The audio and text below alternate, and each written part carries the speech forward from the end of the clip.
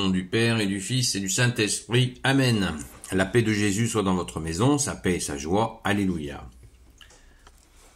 Nous lisons le Saint-Évangile selon saint Matthieu chapitre 8, versets 23 à 27.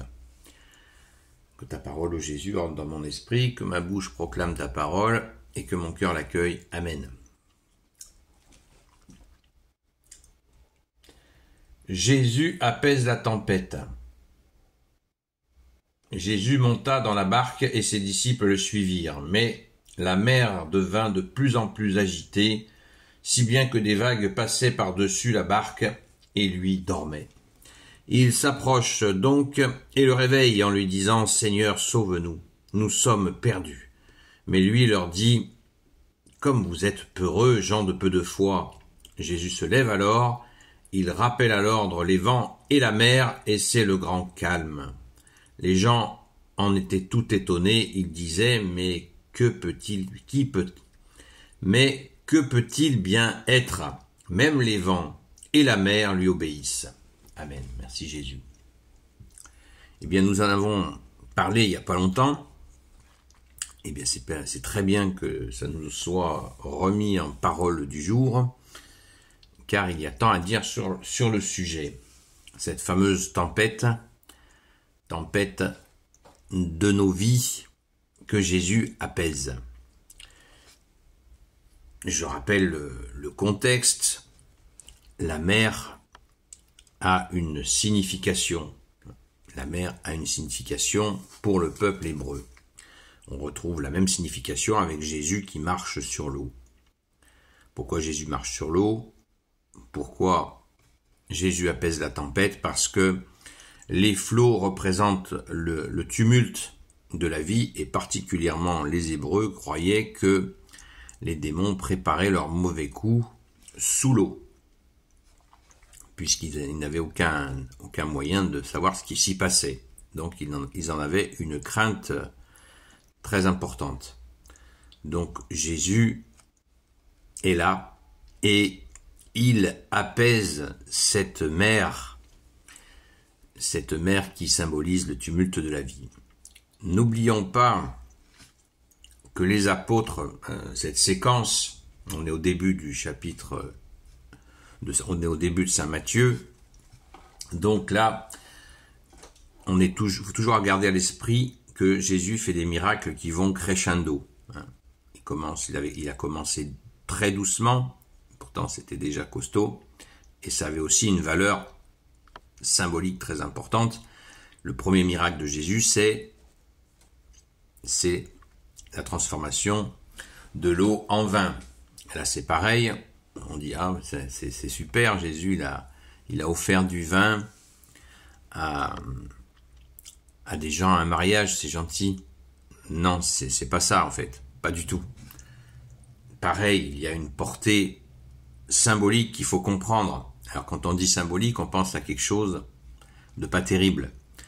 Mais la compréhension d'un fait concret et d'en faire une compréhension globale, c'est tout à fait positif et c'est intéressant et c'est au service de l'amour que tu es Jésus. Et de l'amour, bien sûr, en premier que tu nous donnes puisque tu nous as aimé le premier. Quand Jésus transforme l'eau en vin, cela veut dire quoi? La Sainte Vierge demande à Jésus de le faire. Ça veut dire, et elle dit, ils n'ont plus de vin. Ils n'ont plus de vin. Ça veut dire quoi? Ça veut dire que dans l'ancienne alliance, l'ancienne alliance était finissante. Jésus va créer la nouvelle alliance. Ils n'ont plus de vin, ça veut dire ils n'ont plus de joie. La joie de Dieu, tout simplement. Et l'évangile symbolise le vin symbolise l'évangile. Vous voyez la portée symbolique absolument magnifique et concrète aussi, c'est à la fois symbolique et concret, parce que ce vin, et les convives disent waouh, ce vin il est vraiment très bon.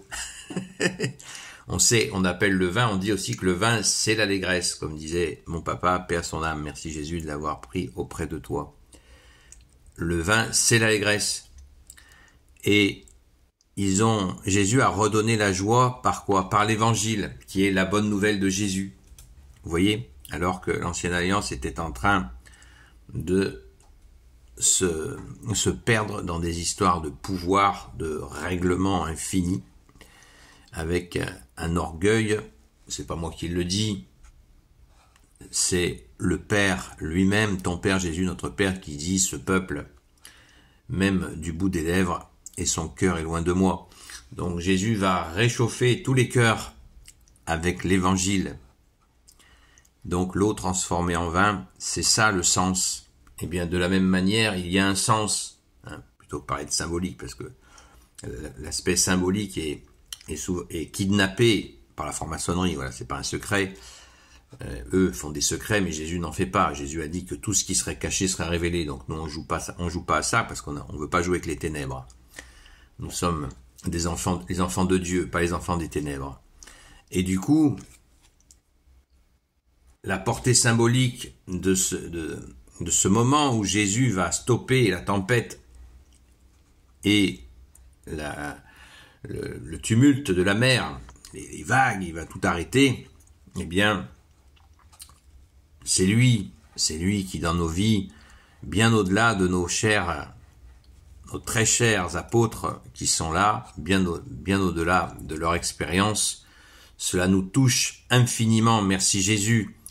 Et moi j'ai des exemples précis dans ma vie où j'ai prié Jésus dans des moments de tumulte, merci Jésus d'avoir apaisé et transformer les situations. Tu es le roi de gloire, ô Jésus, le Dieu de nos vies. Amen. Gloire éternelle soit au Père et au Fils et au Saint-Esprit, maintenant et toujours, et pour l'éternité. Amen. Ô Jésus, toi qui peux tout et qui portes tout, toi le Sauveur, toi l'Emmanuel, je te confie toutes celles et ceux qui regarderont cette vidéo, ainsi que leurs proches, selon ta seule volonté, ô Jésus. Sainte Marie, Reine des cieux, toi l'Immaculée Conception, toi qui écrases le serpent, toi qui as la lune sous tes pas, toi notre Mère, Notre-Dame, Saint Joseph, toi le juste et le saint, toi le sage, toi la terreur des démons, toi le saint gardien de la Sainte Église catholique apostolique, Sainte Marie-Madeleine, notre chère sainte patronne, et vous, tous les saints et saintes amis de Jésus, Saint Michel Archange qui est comme Dieu, Saint Gabriel Archange, Saint Raphaël Archange, et vous, tous les anges qui servez Jésus, je vous confie toutes celles et ceux qui regarderont cette vidéo, ainsi que leurs proches, selon ta seule volonté, ô Jésus. Alors nous qui transmettons l'Évangile, et vous qui l'écoutez, vous pouvez aussi le transmettre.